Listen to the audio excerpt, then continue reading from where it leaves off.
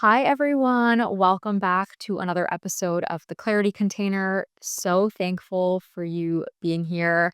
I really appreciate all of y'all's support over the past couple months. Today, we are going to be chatting about advice. And this idea came to me as I have gone through a lot of personal and professional shifts over the past 10 plus years, as many of you know, and as I've talked about before. And I was recently spending a lot of time with some of my previous classmates. I saw my college friends, I saw my business school friends, and I saw how we are all on such different trajectories, both personal and professional. We're all doing very different things. We live in different places, we've pursued different careers. We Some people are married, some people aren't, some people are going through breakups, etc. And I think it's really interesting because as you get older, it becomes harder and harder, I think, to take advice from people and also to get yourself out of the mindset of taking advice from people who don't align with you, right? When you're younger, I think there's this tendency of all of us following the same path. We're all doing the same things. We're in school, getting good grades, going to the next grade, getting into college, grad school, etc. But I think after a certain point, we really do go out on our own journeys, and it becomes more and more important for us to become discerning about who we are turning to for advice, either intentionally or unintentionally. And I say unintentionally because obviously in this very digital world, and of course, I guess I'm a part of this too, there are so many people on the internet who have perspectives and have advice that you may take or you may not take. And even if you're not intentionally seeking it out, it's kind of in your orbit. There's always this like static around you of noisiness, of information. And I think that as you get deeper into adulthood, and especially in this digital world that we live in, one of the best skills that we can all cultivate is greater discernment around who we're listening to, what we're consuming. And, sometimes people talk about this as be careful about the TV shows that you're watching or who you're following, etc. But I think there actually is something even deeper that occurs in our personal lives. We have friends and family who think that they know what's best for us, and oftentimes they don't. So, this idea of talking about things to watch out for as you're thinking about who to take advice from came to me because I had posted something on Instagram and Substack, some experiences that I'd had around people giving people advice that was misaligned with their values. And we'll get into that later in this episode. But someone commented and they said, if I am trying to take an unconventional path, but everyone around me is doing the same things and it's really hard for me to kind of break out of that bubble, how do you recommend I go about that? Like, how do you recommend I sort of go against the grain if my current environment doesn't support me being contrarian? And that really struck a chord with me because I was like, okay, this is a great comment. It's not something that I can necessarily respond to in a comment or even a short post. I think it's something that I want to riff on a little bit longer in podcast format. And so I decided to talk about it. And the reason this is so near and dear to my heart is because, again, as many of you know, I've done several things against the grain, from moving away from my hometown, moving to many different places. I think, what did I say last time? Like seven moves in 10 years, or multiple cities, 7 cities in 10 years. And also, leaving big tech to work at a nonprofit, and then leaving my consulting job to pursue a startup role. And so there are a lot of things that, to me, it doesn't even feel that contrarian anymore. To me, it's like, that's just who I am. And I like doing multiple things and trying different paths. But for some people, and if you're on a more traditional path, it can kind of feel hard to go against that grain. And so you have to be really careful about who you are turning to for advice, especially if you're in a pivotal moment in your life and your career and whatever that is.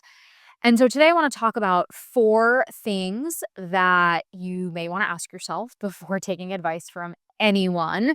These are 4 questions that have helped me decide how to frame my conversations with people, especially in the context of advice. So let's get into it. The first question that I think is so crucial to ask, and is just very, very important when considering whether you want to take someone's advice, is this. Is this person coming from a genuine place of care?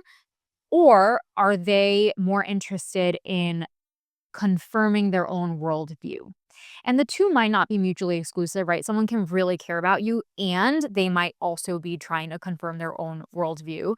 If you really think about our lives when we're babies, we come into this world, of course, if you believe in past lives, maybe there are things that you come into the world with, certain karmas and tendencies or mental imprints. But in general, when we're born as babies, we are sponges. We're picking up everything around us, and we are picking up all kinds of societal conditioning, preconceived notions that we didn't have necessarily before we were born. They're often a result of the environment that we are born into and raised within. And as we get older, I've noticed this with my own grandparents or even with my parents, it becomes harder and harder sometimes to challenge people who are older because they have had so much experience, life experience, that they are going to have these confirmation biases around their views that whatever they think is correct, it's the right thing. I mean, even as I get older, right? I'm like, well, now I'm in my 30s. And so I know better than someone who's 15 because I've had all these life experiences. But truly, my worldview is still just my worldview. Maybe that 15-year-old has been through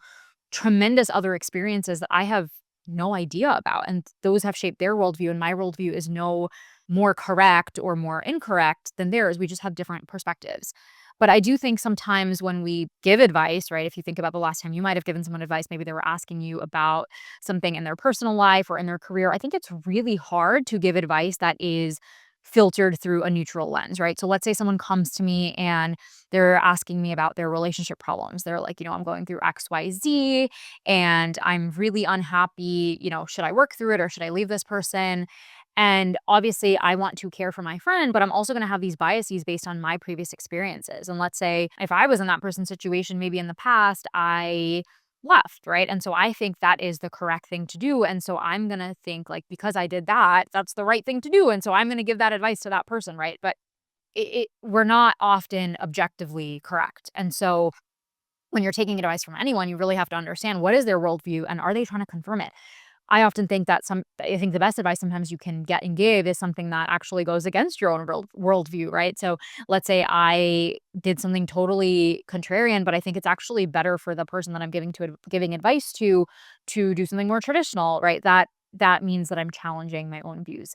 And this really comes up. I think this question is really good to ask, especially in situations where you're getting advice from people who are really close to you, because you might think that it's coming from a place of care and love and support. This person wants the best for me. But in reality, they may be stuck in their own limiting beliefs. And you really have to ask yourself what their worldview is and how that might be coming through in the advice. So that's number one. Does this person mean well? And are they trying to confirm their own worldview? How do those two intersect? And how does that play into the advice that you're getting? Number two, and this has become so important to me as I've gotten older, does this person know my priorities and values well enough to advise me? And more often than not, the answer is no. I mean, I can probably count on, I don't know, like one hand, maybe two hands, the people in my life who know my priorities and values really, really well. Of course, there are things that I share online and people online can make inferences about what my priorities and values are, but that might not be the full picture. There also might be people in my family who think they know my priorities and values, but again, they may be filtering them through the lens of their worldview. And this really came to fruition for me over the past few weeks. I was hanging out with some of my friends that I went to school with. And one person in our group was navigating a big career shift. They were trying to figure out what to do next, and they were unsure about next steps. So, one other person in the group, let's call them the advice giver, told the advice receiver, this person who wasn't sure what to do with their career, they said, maybe in your next role, you should really look for a company that has a great brand name. And I thought this was such an interesting thing to say, and I shared about this online, and I talked about it earlier, and many people resonated. I thought that was so interesting because the person who was navigating the career shift had never cared about working for a brand name company. And sure, maybe it is good for them on paper, whatever that means, in this next stage of their life.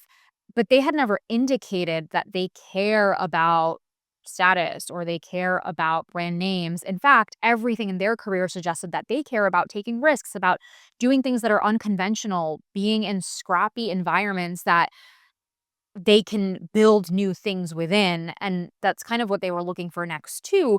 But the other person was sort of projecting what they might do in that situation, which is which was reflective of the choices that that advice giver had made, right? They had always chased that status and that brand name. And that's okay because that is important to them. That stability and security is really important to them.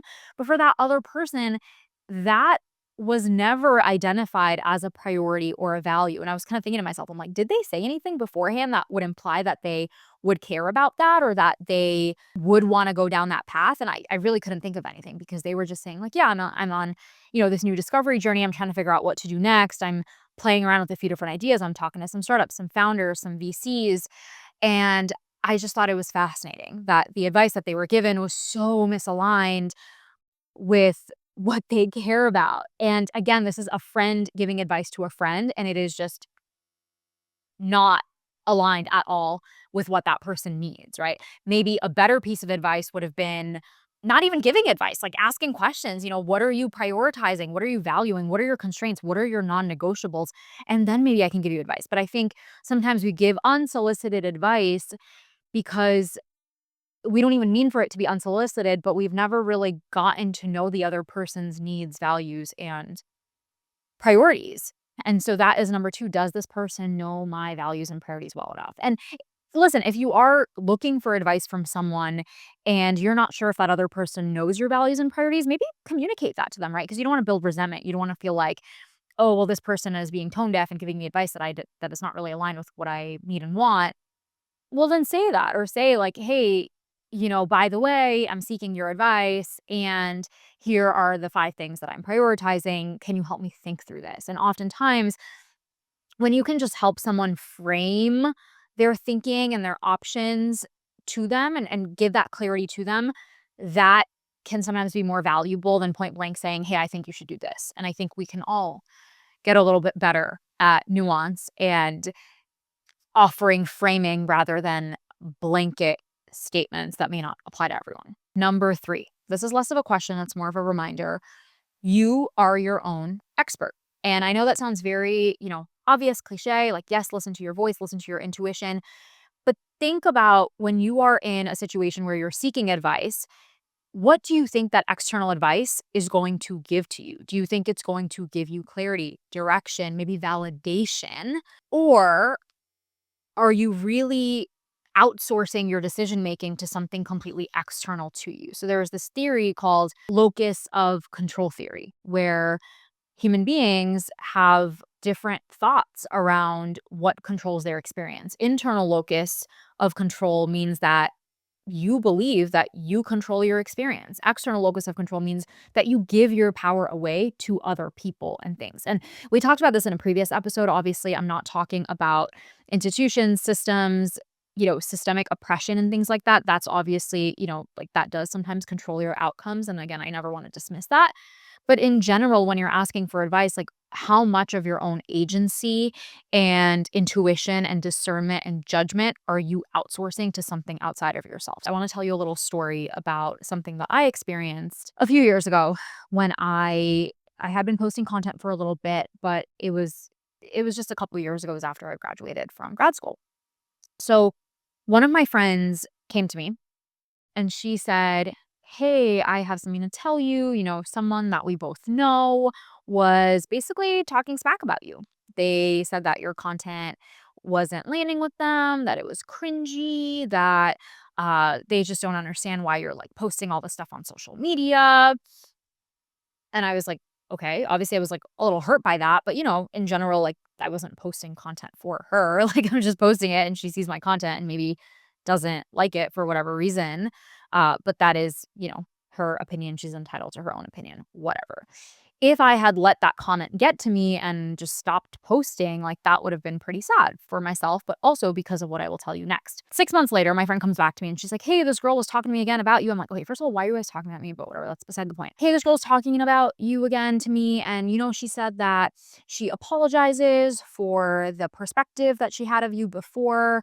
6 months ago, she was going through some stuff and she was just projecting her beliefs onto you. Now she thinks that, like, actually your content is amazing and it really resonates with her and it's so great and all these things." And I was like, "Oh, okay, cool." Like, I don't care, right? Like, because again, I have that really strong internal locus of control in knowing my own self-concept. I don't need anyone to tell me what I am or what's happening. I mean, of course, if I'm hurting someone, I would like to know that, but this person's opinions are kind of irrelevant. And, she's telling me this and I was like, "Okay, that's great. I'm glad she likes it." Like, literally nothing had changed. She was just like, "Oh, yeah, she was in a bad place before." And I'm like, "Okay, I'm sorry she's in a bad place." And there's nothing I did to change anything. And so that's just a little reminder, like, you really cannot outsource your self-worth, your permission to do things that you wanna do to other people because, 1, it doesn't matter, and 2, other people's opinions are frankly fickle. They change. They she didn't like me 6 months before that, and then she liked me later.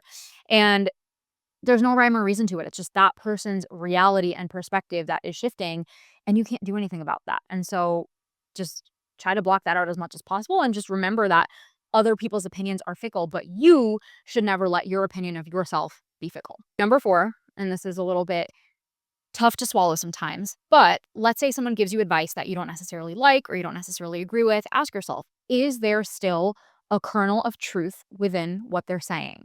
And one of my favorite stories around this was something that my meditation teacher taught me.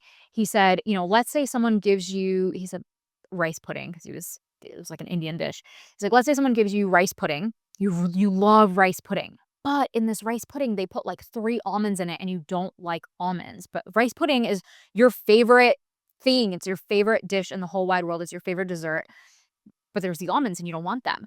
What are you going to do? Are you going to just throw away the entire dish or will you eat around the almonds and eat the rice pudding? And I think that parlays so well into advice or things that you might learn. You might not agree with everything someone is telling you, but maybe there are pieces of truth in what they're saying.